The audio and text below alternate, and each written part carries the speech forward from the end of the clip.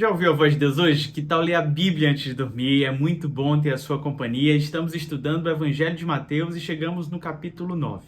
Este capítulo tem muitas histórias icônicas, grandes lições de Cristo Jesus, e eu quero narrar alguma delas aqui, trazendo algumas lições devocionais para o dia de hoje. Você pode pegar a sua Bíblia, deixar ela aberta neste capítulo, que começa nos falando sobre algo extremamente inusitado. Alguns homens pegaram um paralítico e foram ao encontro de Cristo e, não podendo entrar na casa diante da lotação, decidiram então destelhar a casa e fazê-lo descer exatamente no local onde estava Jesus. Jesus ficou admirado da fé daqueles homens e, naquele mesmo instante, disse ao paralítico: "Os teus pecados estão perdoados." Os fariseus olharam aquele cenário e ficaram se questionando: quem é esse que pode perdoar pecado? Cristo Jesus, entendendo que eles falavam isso em seu coração, lhes propõe um desafio. O que é mais fácil? Falar a este homem: os teus pecados estão perdoados, ou levante, pegue a sua maca e ande?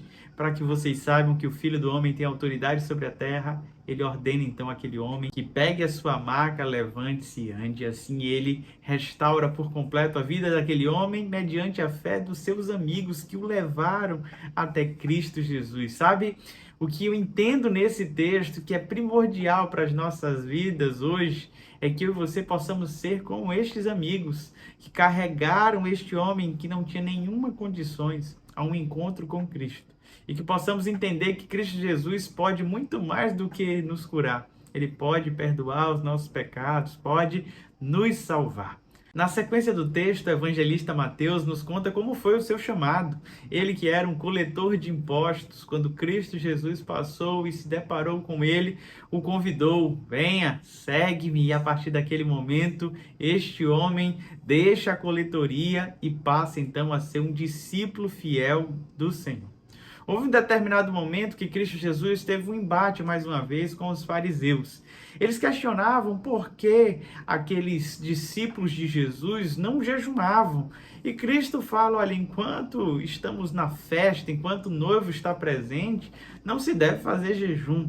E ele orienta aqueles homens dizendo: ninguém põe remendo velho em roupa nova, assim como não se coloca um vinho novo em odres velhos. Nós precisamos colocar vinho novo em odre novo e remendo novo em roupa nova, porque senão vai fazer um atrito e vai acabar rasgando a roupa, este pano. E no caso do vinho, quando começar a expansão dos gases, vai romper aquele odre. E ele vai dizendo então que um pouquinho de fermento leveda toda a massa, e que eu e você deveríamos ter cuidado com esse tipo de postura dos fariseus. Cristo Jesus não veio para remendar nada, ele veio para fazer novas todas as coisas. Então chega o texto mais aclamado, e este eu quero ler com você. Pegue a Bíblia, Evangelho de Mateus, capítulo 9, a partir do verso 18, diz: falava ele ainda quando um dos dirigentes da sinagoga chegou, ajoelhou-se diante dele e disse: minha filha acabou de morrer. Venha e imponha a tua mão sobre ela e ela viverá. Jesus levantou-se e foi com ele e também os seus discípulos. Nisso, uma mulher que havia 12 anos vinha sofrendo de hemorragia, chegou por trás dele e tocou na borda do seu manto, pois dizia a si mesmo: se eu tão somente tocar em seu manto, ficarei curada. Voltando-se, Jesus a viu e disse: ânimo, filha, a sua fé a curou. E desde aquele instante a mulher ficou curada. Quando ele chegou à casa do dirigente da sinagoga e viu os flautistas e a multidão agitada, disse: saiam, a menina não está morta, mas dorme. Todos começaram a rir dele. Depois que a multidão se afastou, ele entrou e tomou a menina pela mão e ela se levantou. A notícia deste acontecimento espalhou-se por toda aquela região. Cristo Jesus opera 2 milagres neste texto que acabamos de ler. Ele ressuscita uma menina, dizendo: Talita cumi, menina, levante-se. E ele também cessa a hemorragia de uma mulher que sofria há muito tempo. Essa história é narrada pelos outros evangelistas. E quando nós nos deparamos com essa história, nós aprendemos coisas tão importantes. A primeira delas é que Cristo Jesus opera milagres, quer seja de ressurreição, quer seja de cura. Cristo Jesus é a resposta para todos os nossos dilemas. O homem que procurou Cristo Jesus se chamava Jairo. É o que nos diz os outros evangelistas. Ele era o principal de uma sinagoga. Era um líder regional, aclamado por muitos, que recorre a Jesus. A mulher que sofria, no outro evangelho, diz que ela sofria por 12 anos. O interessante é que essa menina também tinha 12 anos de idade. Sabe, quando eu leio essa história, eu vejo como se entrelaçam. 12 anos uma mulher sofrendo e 12 anos um pai desfrutando da alegria que era ter uma criança em sua casa. Mas o dia da tragédia encontra ambos. Aquela mulher já não tinha mais expectativa nenhuma depois desses 12 anos. E aquele pai agora vê a sua filha falecendo. Diante desse momento, Cristo Jesus vem e opera um milagre. E agora aquele cenário que era trágico se torna um cenário de esperança. É assim que Cristo Jesus entra na nossa vida. Não importa quanto tempo você esteja sofrendo ou qual seja o grau de dificuldade para operar aquele milagre, ele é sempre a solução. A mulher do fluxo de sangue perdeu todos os seus bens, provavelmente os seus relacionamentos, talvez já estivesse vivendo marginalizada, mas Cristo Jesus lhe traz dignidade. Enquanto todos estavam pranteando na casa de Jairo, Cristo Jesus chega e põe fim àquele cenário de lamento e tristeza e diz: esta criança só dorme, e ele ressuscita. Cristo Jesus é aquele que, diante dos nossos dilemas, tem poder para nos restaurar plenamente. O evangelista Mateus continua e nos fala sobre mais 3 milagres que ocorrem em um texto só. Ele cura 2 homens de cegueira e logo na sequência expulsa um demônio. E o evangelista conclui então este capítulo nos convidando a participar dessa colheita mediante o próprio Cristo. Leia comigo esse texto.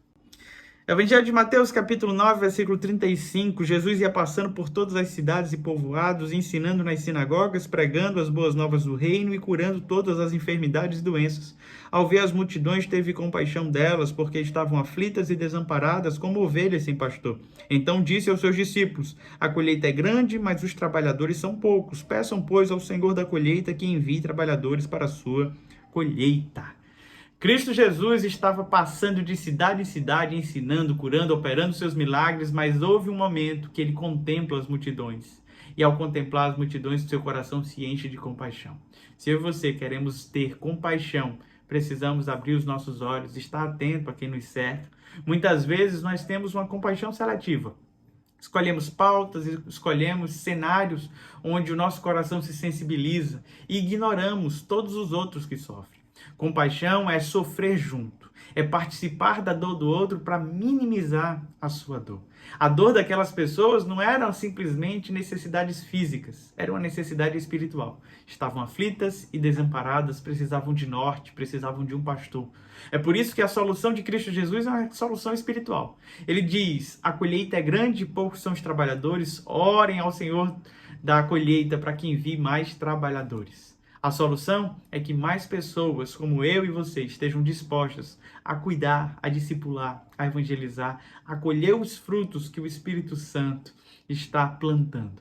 A minha oração no dia de hoje é que eu e você possamos tomar posse de tudo isso que lemos. Que eu e você, a semelhança daqueles homens que levaram o paralítico até Cristo, possamos conduzir pessoas ao Senhor. A semelhança de Mateus, que possamos dizer sim ao chamado de Cristo Jesus. A semelhança do líder da sinagoga, que possamos recorrer a Jesus mesmo quando o cenário parece estar perdido. Que a semelhança da mulher do fluxo de sangue, que possamos romper com a multidão e simplesmente tocar em Jesus. Que possamos estar disponíveis para essa grande colheita. Vamos orar ao Senhor? Pai bondoso e querido, opera os teus milagres em nossa vida. Enche o nosso coração de compaixão, nos faz enxergar a dor do próximo, nos faz participar disso, ó Deus, para abençoar vidas, ó Pai. Opera os teus milagres sobre cada servo e serva que nos acompanha neste tempo devocional. É no nome de Jesus que te oramos. Amém. Meu irmão, nos evangelhos, por ser muitas histórias, temos passado rapidamente, de forma panorâmica. Caso você tenha uma dúvida, algo que ficou ainda em aberto, coloque aqui nos comentários, a gente pode estar respondendo isso no episódio de amanhã. Sempre às 9h30 da noite, temos um momento devocional só nosso e é uma alegria ter a sua companhia. Não se esqueça, se inscreva em nosso canal, curta, comente e compartilhe. Deus abençoe e até amanhã.